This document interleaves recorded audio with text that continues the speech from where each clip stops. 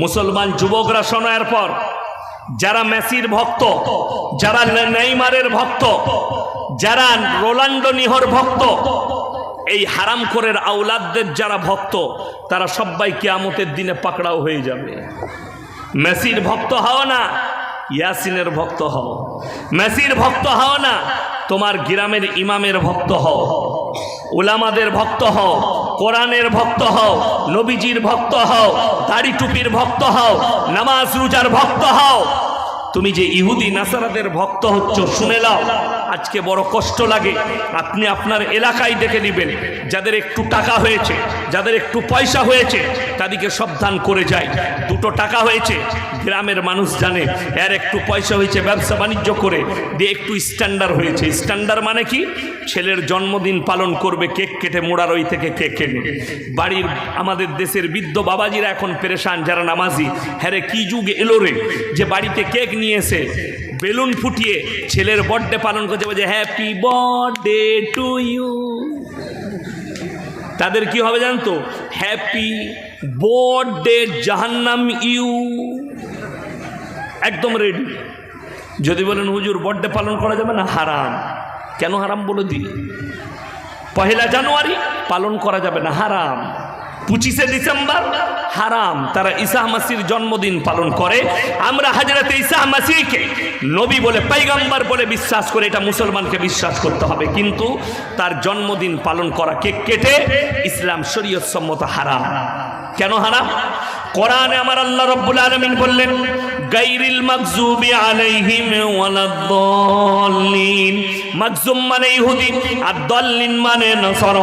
এই দুটো দলই পদভ্রষ্ট, এবং এদের যারা অনুসারী হবে তারাও পদভ্রষ্ট হবে। তোমার ছেলে জন্মগ্রহণ করেছে, শুনেলেন, আকিকা দেন। 7 দিনে আকিকা দিলে ছেলের মুখে পানি দিবেন। 40 দিন ডাক্তারে বলেছে, 4 মাস বয়স হয়ে গেছে, মুখে পানি দাও। মুখে পানি দেওয়া নবীজির সুন্নত। কিভাবে দিবেন, কোথায় দিবেন? গ্রামের যিনি সব থেকে ওলি লোক, সব থেকে দামি লোক, নামাজি, মুসল্লি, দিনদার, সেই মানুষের কাছে একটা খেজুর নিয়ে যাও। তিনি মুখে করে চিবিয়ে বিসমিল্লাহ বলে তার মুখে দিয়ে দেবে, একটু পানি দিয়ে দেবে। এটা নবীজির সুন্নত। জোরে বলুন সুবহানাল্লাহ। আমার মুসলমান ভাই, কেক কাটা ইসলামে নাই, জন্মদিন ইসলামে নেই। বেঈমান কাফেররা জাল বিছিয়েছে, তারা কামিয়াবি লাভ করছে তোমাদের কারণে। তোমরা সুযোগ দিয়েছো, সেই জাল থেকে বেরোতে পারছে না মানুষ। তার কারণ একটাই, কোরআনী শিক্ষা নাই, দ্বীনি শিক্ষা নাই, দ্বীনের চর্চা নেই, বাড়িতে নামাজ রোজার চর্চা নেই। চর্চা কার হচ্ছে? মোবাইলে বেঈমান কাফেরদের আখলাক আর চরিত্রের চর্চা হচ্ছে। তসলিমা নাসরিন বলেছে, মুসলমানরা চাঁদ নিয়ে পড়ে আছে, মুসলমানরা কোরআন নিয়ে পড়ে আছে, বৈজ্ঞানিকরা চাঁদে পৌঁছে গেছে। আল্লাহর কসম, যারা যে শিক্ষিতরা, যে জ্ঞানীরা আমার বয়ান শুনছেন, যারা ডাক্তার আছেন, মাস্টার আছেন, প্রফেসর আছেন, যাদের মনে হচ্ছে তসলিমা নাসরিন ঠিক বলেছে, তাদেরকে বলে যাচ্ছি, তুমি নয়, তোমার 14 পুরুষ বৈজ্ঞানিক, পৃথিবীর যতগুলো মানুষ আছে সবাইকে আমার আল্লাহ কোরআনের চ্যালেঞ্জ ছুড়েছে। তোমার বিজ্ঞানের, পৃথিবীর মানুষের, আল্লাহর কসম, আল্লাহর চ্যালেঞ্জকে অ্যাকসেপ্ট করার মতো ক্ষমতা পৃথিবীর শক্তির নাই। আমার আল্লাহ রাব্বুল আলামিন কোরআনে কি চ্যালেঞ্জ ছুড়েছে শুনেলেন? আল্লাহ কোরআনে বললেন, মারাজাল বাহরাইনি ইয়ালতাকিয়ান বাইনাহুমা বারযাখুল লা ইয়াবগিয়ান। হে আমার বিশ্বনবী, পৃথিবীর মানুষকে বলে দাও, আমি দুটো সমুদ্রকে পাশাপাশি বহমান করেছি, একটার পানি নীল আর একটার পানি সাদা। তাদের মধ্যেখানে আমি আল্লাহ অন্তরাল দিয়েছি। অন্তরাল মানে হচ্ছে দেওয়াল। এমন দেওয়াল দিয়েছি, আল্লাহর কসম, পৃথিবীর বৈজ্ঞানিক দূরবীনের সাহায্যে খুঁজে পাবে না, চোখের সাহায্যে খুঁজে পাবে না, কিয়ামতের সকাল পর্যন্ত গবেষণা করলে খুঁজে পাবে না। জোরে বলুন সুবহানাল্লাহ। আল্লাহ পরের আয়াতে বললেন, ফাবিআইয়ি আলাই রাব্বিকুমা তুকাজ্জিবান। হে আমার বান্দারা, তোমরা আমার কোন কোন নিয়ামতকে অস্বীকার করবে? শুধু তাই নয়, বিজ্ঞানকে জিজ্ঞেস করো, তোমরা কি একটা মানুষের জীবন দিতে পারো। আল্লাহ কোরআনে বলেছেন আল্লাযী আহসানা কুল্লা শাইইন খালকাহু ওয়াবদা খালকাল ইনসানি মিন তিন সুম্মা জাআলা লাসলাহু মিন সুলালাতিন মিন মাইন মাহিন সুম্মা সাওয়াহু ওয়া নুফিকা ফীহি মিন রূহিহি ওয়া জাআলা লাকুমুস সামআ ওয়াল আবসারা ওয়াল আফইদা কলিলাম মা তাশকুরুন। তোমাদের কাজ হচ্ছে তোমরা স্ত্রী জরায়ুতে এক ফোঁটা খালি নিশাচ নিক্ষেপ করা, পানি নিক্ষেপ করবে, বাকি সব কাজ আমার আল্লাহ রব্বুল আলামিনের। জোরে বলুন না সুবহানাল্লাহ। সব কাজ কার? সকলে বলুন কার? একমাত্র আল্লাহ। সমস্ত কাজ, আকৃতি দেওয়া, শরীর দেওয়া কেমন করে দিবেন আল্লাহ তাআলা ওই জন্য কোরআনে বলেছেন অপর জায়গায় সূরা আল ইমরান ওয়াল্লাযী ইউসাউবিরুকুম ফিল আরহামি কাইফা ইয়াশা লা ইলাহা ইল্লা হুয়াল আজিজুল হাকীম।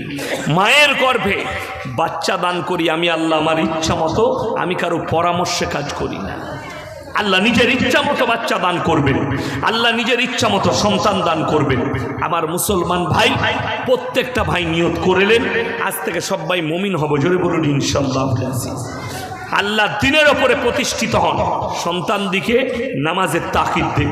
দিনের প্রতিষ্ঠান সকালবেলায় গাঙ্গাড্ডা মাদ্রাসায় যাদের সকালে স্কুল আছে তাদেরকে বিকেলে পাঠান, যাদের দুপুরে স্কুল আছে তাদেরকে ফজরের পরে মাদ্রাসায় উঠিয়ে পাঠিয়ে দেন। তার মধ্যে দিন থাকবে, সে কুফরি হতে পারবে না, কাফের হবে না, বেঈমান হবে না, নাস্তিক হবে না। কোনো মৌলবি আজ পর্যন্ত আমরা নিষেধ করিনি তোমার ছেলেকে ডাক্তার করতে পাবে না, মাস্টার করতে পাবে না, প্রফেসর করতে পাবে না, ইঞ্জিনিয়ার করতে পাবে না, এই নিষেধ আমরা মৌলবিরা করিনি। আপনার ছেলে ডাক্তার হোক, মাস্টার হোক, প্রফেসর হোক, ইঞ্জিনিয়ার হোক, কিন্তু আল্লাহর কসম করে বলছি দিন যদি না থাকে আমার আল্লাহর কাছে কোনো মূল্য নাই, এতটুকু মূল্য পাবে না যদি দিন না থাকে। আপনার ছেলে ডাক্তার, দিনদার, পরেজগার, মুত্তাকি, দুনিয়াও কামিয়াব, আখিরাতও কামিয়াব, তা না হলে দু জায়গায় শেষ। এই ভারতের মাটিতে যতগুলো দুশ্মন ইসলামের দেখতে পাচ্ছেন ম্যাক্সিমাম দুশ্মনগুলো সব মুসলমান ঘরে জন্ম নিয়েছে, একটা অমুসলিম ঘরে নয়। তসলিমা নাসরিন ইয়ে মুসলমান ঘরের মেয়ে, দোষকার বাবা মায়ের, তার পারওয়ারিশটা করেছে বেঈমান কাফেরের কোলে, তার পারওয়ারিশ করেছে ইহুদি নাসারাদের আখলাক দিয়ে। আজকে তো এটাই কষ্ট, এটাই দুঃখের বেদনা। হুগলির ছেলেরা, হুগলি হাওড়ার ছেলেরা, 24 পরগনার ছেলেরা কতটা এগিয়ে দিনের ওপরে জানে। আজকে আমি হায়দ্রাবাদে এয়ারপোর্টে ঢুকেছি 7টায়, 9টায় ফ্লাইট ছিল, 9:40-এ। ওই ফ্লাইটেও ভদ্রলোকও এলো, সোনার ব্যবসা আছে হায়দ্রাবাদে, আমি তাকে চিনি না।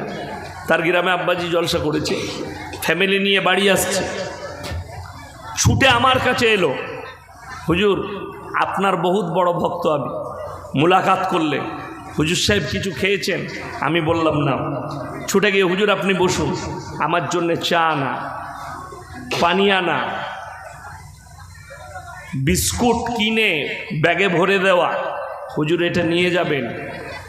আমি বললাম বাবা নামাজ পড়েন? বললে হুজুর আমি 5 ওয়াক্তের নামাজি। জোরে বলুন সুবহানাল্লাহ।